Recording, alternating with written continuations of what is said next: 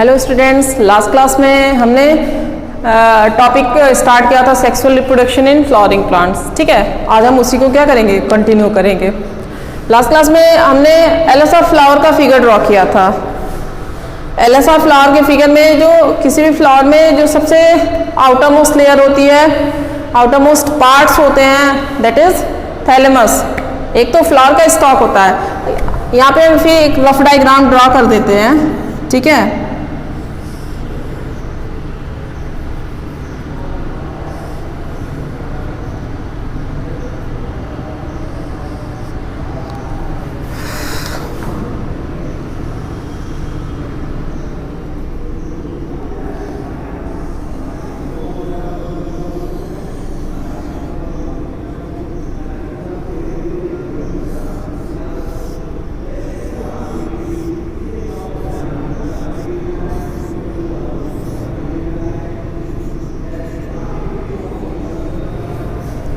ठीक है, ये फ्लावर का क्या होता है, stalk, that is called pedicel.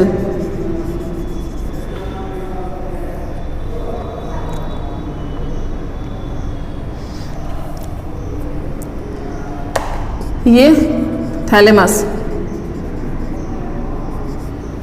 ठीक है, ये पार्ट जो होता है दैट इज कॉल्ड, पूरी यूनिट को कैलिक्स कहते हैं और उसके पूरे ग्रुप को कैलिक्स कहते हैं और उसकी एक यूनिट को क्या कहते हैं, सेपल। ये पेटल और पूरा ग्रुप इसका क्या कहलाता है, करोला कहलाता है। ठीक है, इसके अंदर प्रेजेंट होते हैं ओव्यूल्स। सिंगल ओव्यूल को हम रिप्रेजेंट कर सकते हैं। ठीक है, ये है ओव्यूल, ओवरी, स्टाइल, स्टिग्मा।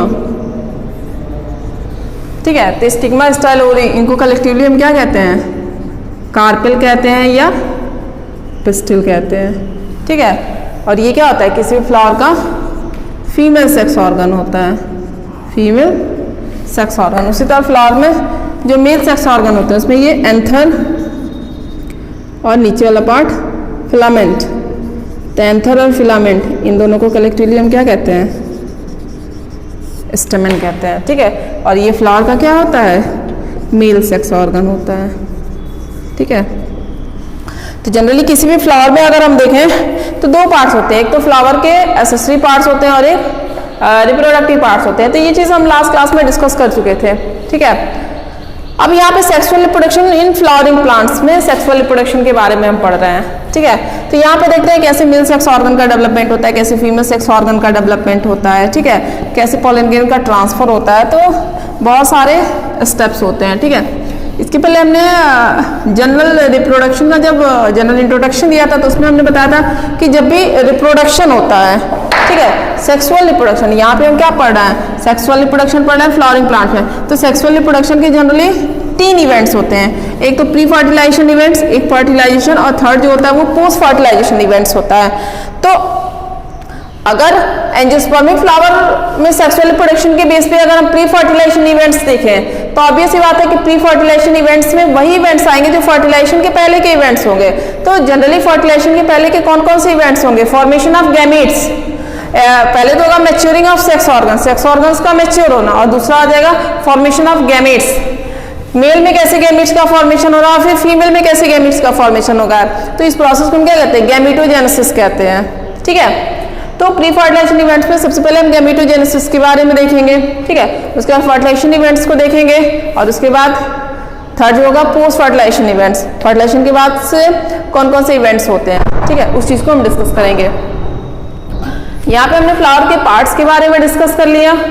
ठीक है, अब जनरली फ्लावर्स जो होते हैं वो सेक्स ऑर्गन के प्रेजेंस के बेस पे कितने टाइप्स के होते हैं, तो there are 2 types of flower. ठीक है, जनरली फ्लावर 2 तरह के होते हैं, एक bisexual flower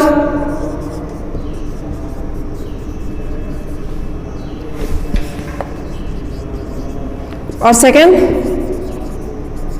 unisexual flower. Bisexual के लिए मोनोसियस वर्ड भी यूज करते हैं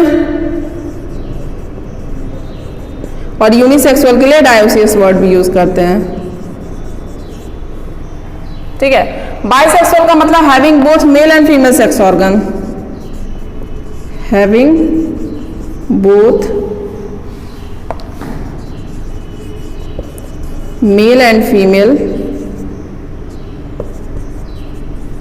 सेक्स ऑर्गन, ठीक है। यूनिसेक्सुअल में हैविंग आइदर मेल और फीमेल सेक्स ऑर्गन, या तो मेल सेक्स ऑर्गन प्रेजेंट हो या तो फीमेल सेक्स ऑर्गन प्रेजेंट हो, ठीक है। तो इसमें देखा जाए तो इसमें फिर दो कैटेगरी बन जाती है। If male sex organ is present,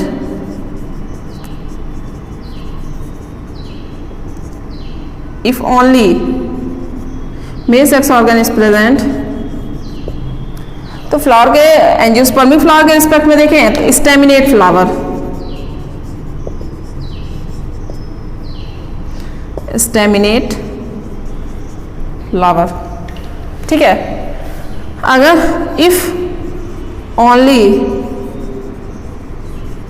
female sex organ present,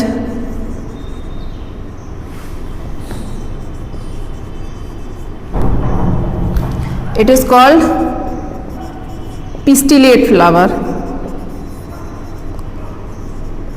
female flower तो कहते ही कहते हैं, लेकिन उसके अलावा और क्या कहते हैं, पिस्टिलेट फ्लावर कहते हैं, ठीक है। और इसको स्टेमिनेट फ्लावर या मेल फ्लावर कहते हैं, ठीक है। अब कहीं कहीं पे स्टेमेन्स जो होते हैं, कुछ स्टेराइल स्टेमेन प्रेजेंट होते हैं, स्टेराइल स्टेमेन। तो स्टेराइल स्टेमेन जो होता है उसके लिए एक टेक्निकल टर्म यूज करते हैं, that is called staminode. Staminode, staminode का मतलब ये होता है कि ऐसे stamen, the stamen in which microspora pollen grains are not formed, the such stamen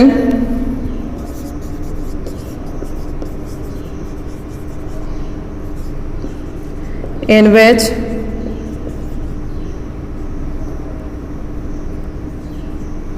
microspore or pollen grain are not formed,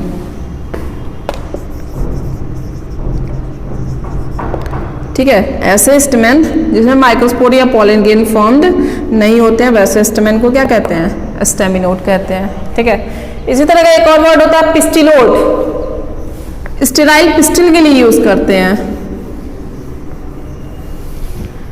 sterile pistil, sterile pistil, sterile pistil को कहते हैं पिस्टिलोड्स। Such pistil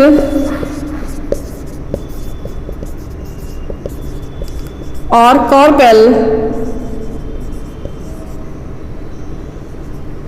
in which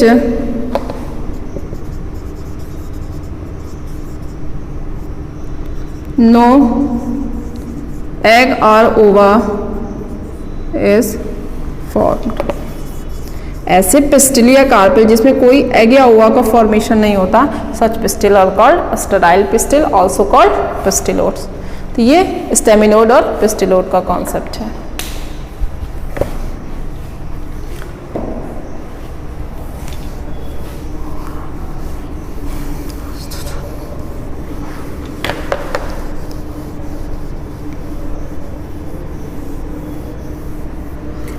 अब यहाँ पे सबसे पहले हम देखेंगे development of male sex organ.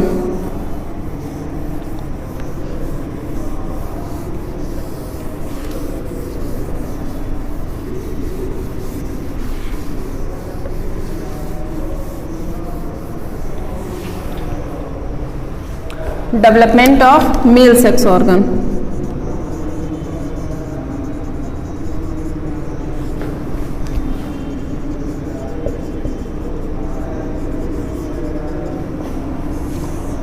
ठीक है, मेल सेक्स ऑर्गन का डेवलपमेंट कैसे होता है। तो आपको पता है कि किसी भी फ्लावर में जो मेल सेक्स ऑर्गन होता है डेट इज कॉल्ड एंड्रोशियम, उसको हम क्या कहते हैं, एंड्रोशियम कहते हैं। एंड्रोशियम की एक यूनिट को कहते हैं स्टेमेन, और स्टेमेन के जनरली 3 पार्ट होते हैं, एंथर, कनेक्टिव और फिलामेंट। ठीक है। अब स्टेमेन जो होते हैं वो 2 तरह के होते हैं, मोनोथिकस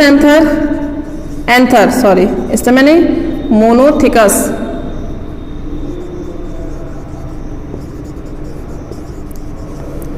डाइथिकस एंथर।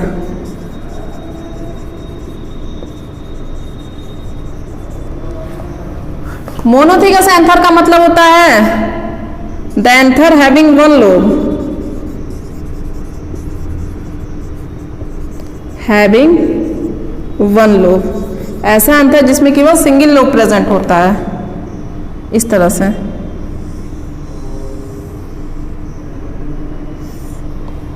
इस तरह के एंथर को क्या कहते हैं?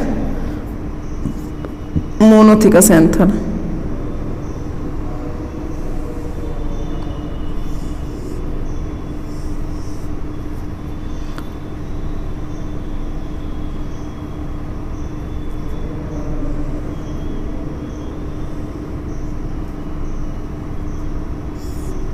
ये इसका क्या हो गया? फिलामेंट हो गया। डाइथिकस हैविंग 2 लोब, ऐसे एंथर जिसमें क्या होते हैं? 2 लोब प्रेजेंट होते हैं। Such anther is called dithecous anther. ठीक है।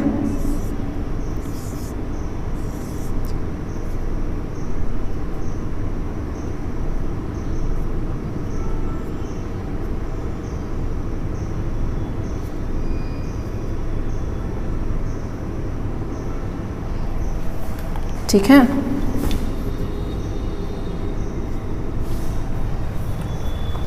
अब देखिए, एंथर जो होता है, इसी एंथर के अंदर माइक्रोस्पोर या पॉलन ग्रेन का फॉर्मेशन होता है। ठीक है।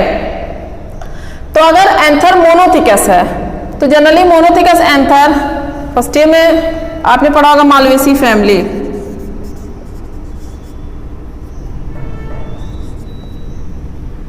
तो मालवेसी फैमिली में एंथर जनरली क्या होता है? मोनोथिकस होता है। बाकी 99% केसेस में एंथर क्या होता है? डाइथिकस होता है। मेजॉरिटी जो होती है वो डाइथिकस एंथर की होती है, मोनोथिकस एंथर जो होता है वो रेयर होता है। ठीक है। तो एंथर के अंदर फॉर्मेशन होता है माइक्रोस्पोर या पॉलन ग्रेन का। ठीक है। तो स्पोर्स जिस स्ट्रक्चर के अंदर बनते हैं, सच स्ट्रक्चर इज कॉल्ड स्पोरेंजिया। ठीक है। ये चीज आपको पता होगी कि स्पोर्स जिस स्ट्रक्चर के अंदर फॉर्म्ड होते हैं दैट इज कॉल्ड स्पोरेंजिया। ठीक है। तो स्पोर्स जिसके अंदर फॉर्म्ड हो रहा है उसको स्पोरेंजिया, तो माइक्रोस्पोर जिसके अंदर फॉर्म्ड हो रहा है उसको हम क्या कहेंगे? Micro sporangia. ठीक है। सिंपल सा है, इसमें कोई रटने वाली चीज नहीं है। स्पोर्स स्पोरेंजिया के अंदर फॉर्मेशन होता है स्पोर्स का, तो माइक्रोस्पोरेंजिया के अंदर फॉर्मेशन होगा माइक्रोस्पोर्स का। ठीक है। तो अगर एंथर में 2 लोब प्रेजेंट हैं, 1 लोब प्रेजेंट है, तो उसमें नंबर ऑफ एंथर सैक्स या माइक्रोस्पोरेंजिया कितने होंगे? 2। इसको हम क्या कहेंगे? एंथर सैक, या और क्या कह सकते हैं? पॉलन सैक या माइक्रोस्पोरेंजिया। ठीक है। और इस तरह के एंथर को हम क्या कहते हैं? बाइस्पोरेंजिएट एंथर कहते हैं। बाइस्पोरेंजिएट क्यों? क्योंकि बाई का मतलब 2 और स्पोरेंजिएट का मतलब 2 स्पोरेंजिया। तो इसमें कितने स्पोरेंजिया प्रेजेंट हैं? 2। तो मोनोथिकस एंथर को और हम क्या कह सकते हैं? बाइस्पोरेंजिएट एंथर।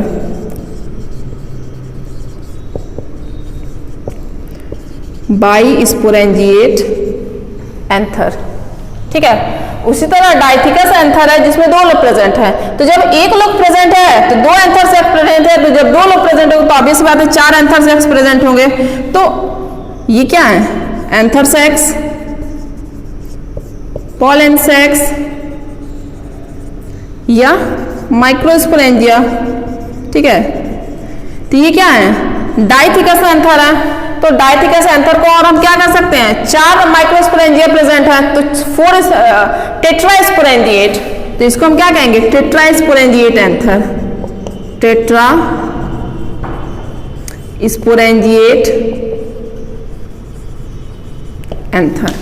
ठीक है, तो कहीं पे भी मोनोथिकस एंथर अगर आता है तो बाइस्पोरेंजिएट एंथर कहलाएगा, और अगर डाइथिकस एंथर आता है तो वो क्या कहलाएगा, टेट्रा स्पोरेंजिएट एंथर।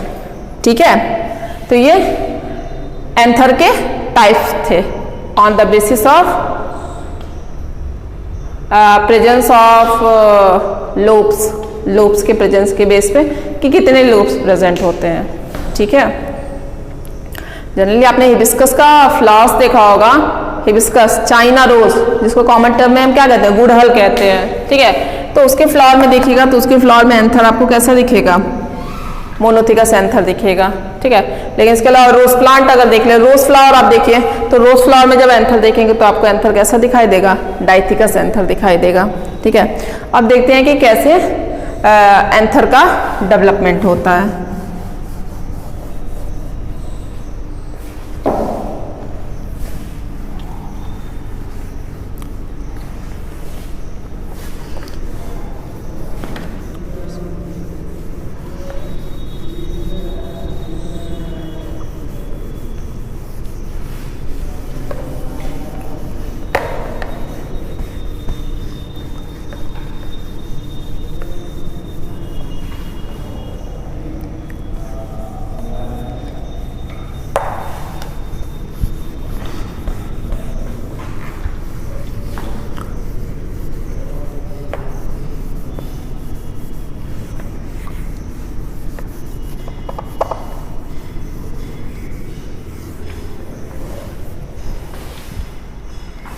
ठीक है, अब देखिए जब भी एंथर के डेवलपमेंट की बात आती है तो एंथर का डेवलपमेंट फिलामेंट से ही होता है। डेवलपिंग फिलामेंट का अगर हम स्ट्रक्चर देखें, डेवलपिंग फिलामेंट, तो जब हम इसका टीएस काटते हैं, ठीक है, तो टीएस जब काटते हैं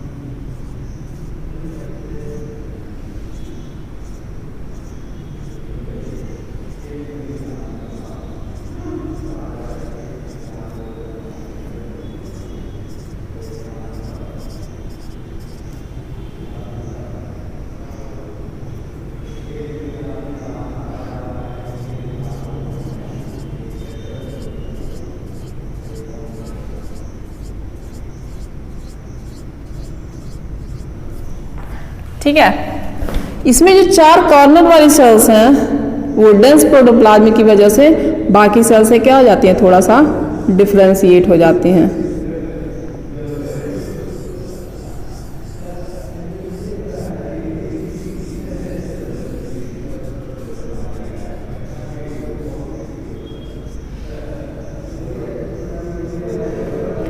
बाकी सारे सेल्स क्या होते हैं, एज सच प्रेजेंट होते हैं। ठीक है, ये सब क्या हैं, सब इसके सेल्स हैं। तो ये जो 4 कॉर्नर वाले सेल्स हैं इसको कहते हैं आर्किस्पोरियल सेल, आर्किस्पोरियल सेल। ठीक है, अब ये चारों कॉर्नर के सेल्स में क्या होता है, डिवीजन होता है। ठीक है, तो डिवाइड करके ये क्या करती हैं, 2 सेल्स का फॉर्मेशन करती हैं।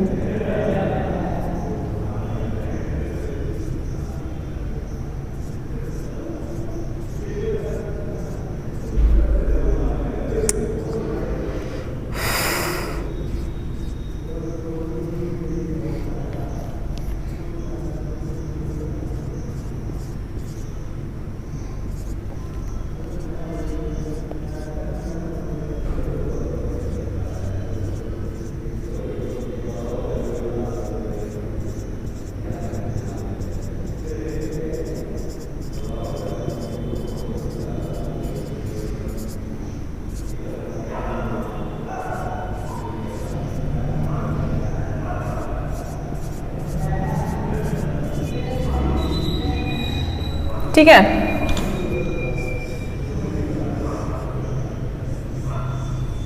चारों कॉर्नर की सेल्स क्या हो जाती हैं, डिवाइड कर जाती हैं, ठीक है। और डिवाइड करके बाहर की तरफ पैराइटल सेल और अंदर की तरफ क्या होता है, स्पोरोजिनस सेल का फॉर्मेशन होता है, ठीक है। बाहर की तरफ बन जाता है पैराइटल सेल और अंदर की तरफ बनता है स्पोरोजिनस सेल, ठीक है।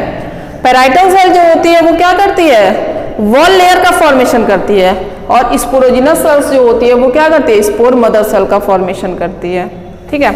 अब पैराइटल सेल रेपिटेडली डिवाइड करती है,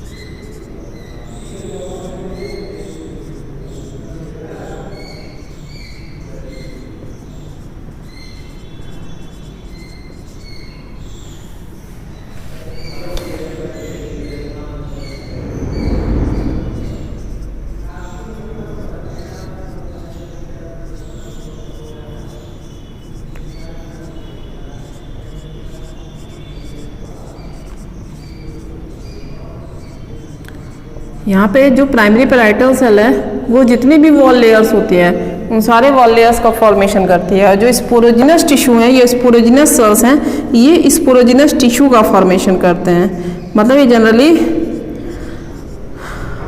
माइक्रोस्पोर मदर सेल का फॉर्मेशन करते हैं, और यही माइक्रोस्पोर मदर सेल्स डिप्लॉयड है, कहीं पे मदर सेल लगा होता है तो डिप्लॉयड सेल को रिप्रेजेंट करता है। तो जब उसमें मियोसिस होती है तो उससे क्या होता है, माइक्रोस्पोर टेट्रॉड बनते हैं, और ये माइक्रोस्पोर टेट्रॉड से माइक्रोस्पोर्स क्या हो जाते हैं, सेपरेट हो जाते हैं। टेट्रॉड मतलब ग्रुप ऑफ 4 माइक्रोस्पोर।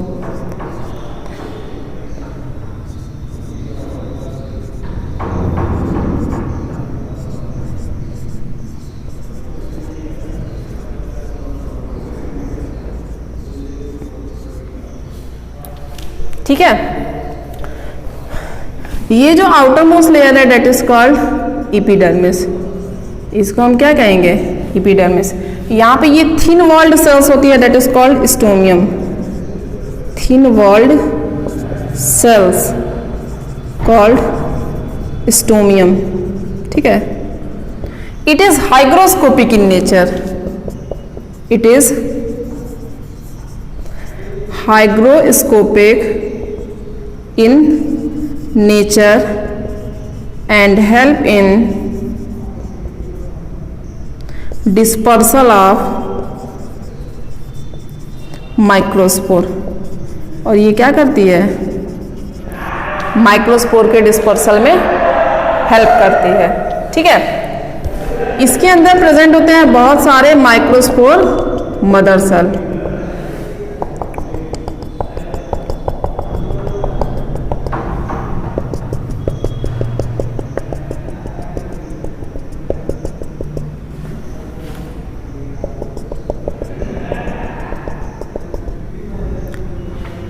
अंदर की जो लेयर होती है डेट इज कॉल्ड एंडोथीशियम, इस लेयर को क्या कहते हैं, एंडोथीशियम। ठीक है, इसके अंदर प्रेजेंट होता है माइक्रोस्पोर मदर सेल, शॉर्ट में इसको हम क्या कहते हैं, एमएमसी। नेचर इसका क्या होता है, डिप्लॉयड। ठीक है, बाकी इसके सारे अंदर सेल्स प्रेजेंट होते हैं। ठीक है, टिश्यू से क्या होती है, फील्ड होती है। यहाँ पे कुछ कंडक्टिंग स्ट्रैंड्स प्रेजेंट होते हैं। ठीक है, कंडक्टिंग स्ट्रैंड्स। ठीक है, तो अभी तक तो जो पेराइटल सेल है उसने केवल एंडोथीशियम का फॉर्मेशन किया है। फर्दर जो डेवलपमेंट देखेंगे एंथर का, तो फर्दर जो डेवलपमेंट होगा तो एंडोथीशियम के अंदर बनेगी 2 मिडिल लेयर, और 2 मिडिल लेयर के अंदर का फॉर्मेशन होगा एक single tapetum layer which is nutritive layer, जो क्या होती है, न्यूट्रिटिव लेयर होती है, जो डेवलपिंग माइक्रोस्पोर को क्या करती है, न्यूट्रिशन प्रोवाइड करने का काम करती है। ठीक है, तो नेक्स्ट जो फिगर हम देखेंगे, तो नेक्स्ट फिगर में क्या होगा, नेक्स्ट फिगर का मैच्योर एंथर का फॉर्मेशन अगर हम देखें तो इसी के अंदर और लेयर का फॉर्मेशन होता जाएगा। ठीक है, जनरली इसके अंदर बनेगी 2 मिडिल लेयर।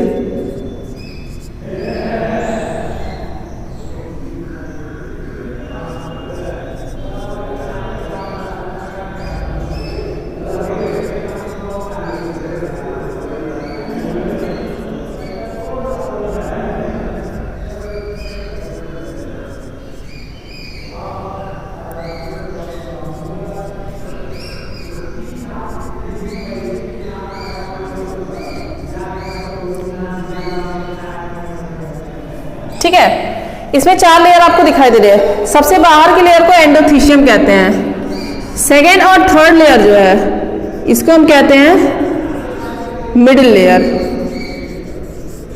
और जो लास्ट की लेयर है दैट इज कॉल्ड टेपिटम।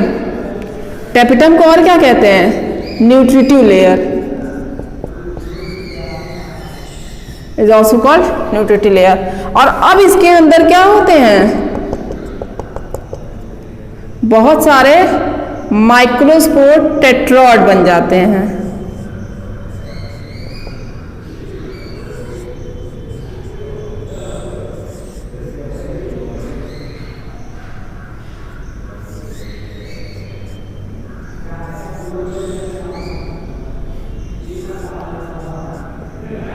ये क्या होगा, बहुत सारे माइक्रोस्पोर टेट्रॉड, इसको हम क्या कहेंगे,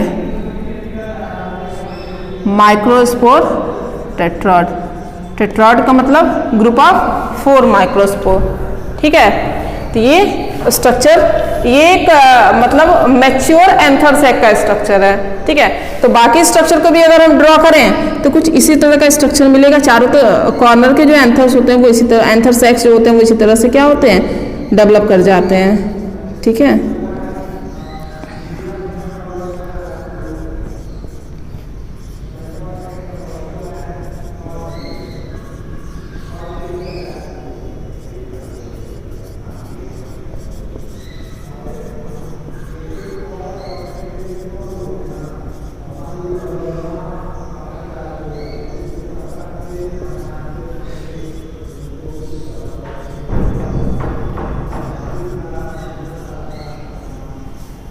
ठीक है।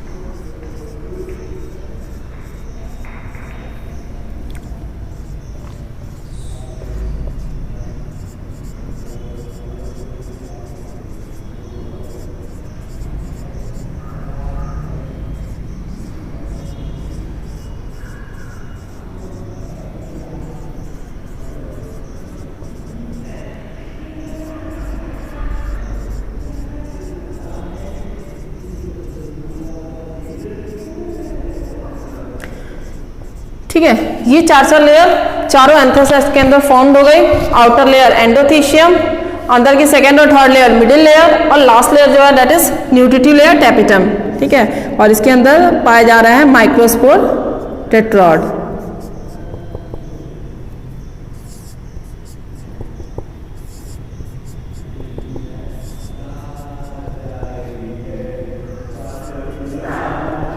ठीक है, ये सब माइक्रोस्पोर टेट्रॉड है। और ये जो स्ट्रक्चर है टीएस ऑफ मैच्योर एंथर, ये क्या है, मैच्योर एंथर का ट्रांसवर्स सेक्शन है, टीएस है, ठीक है।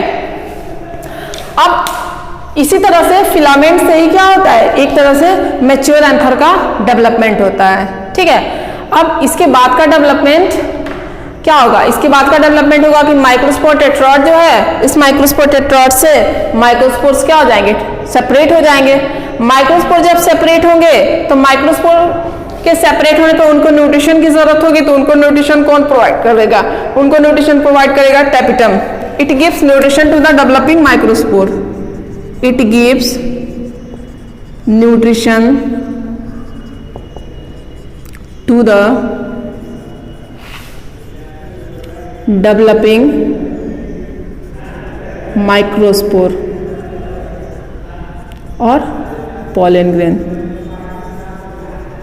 ठीक है। माइक्रोस्पोर और पॉलन ग्रेन क्या होते हैं, हैप्लॉइड स्ट्रक्चर होते हैं, ठीक है।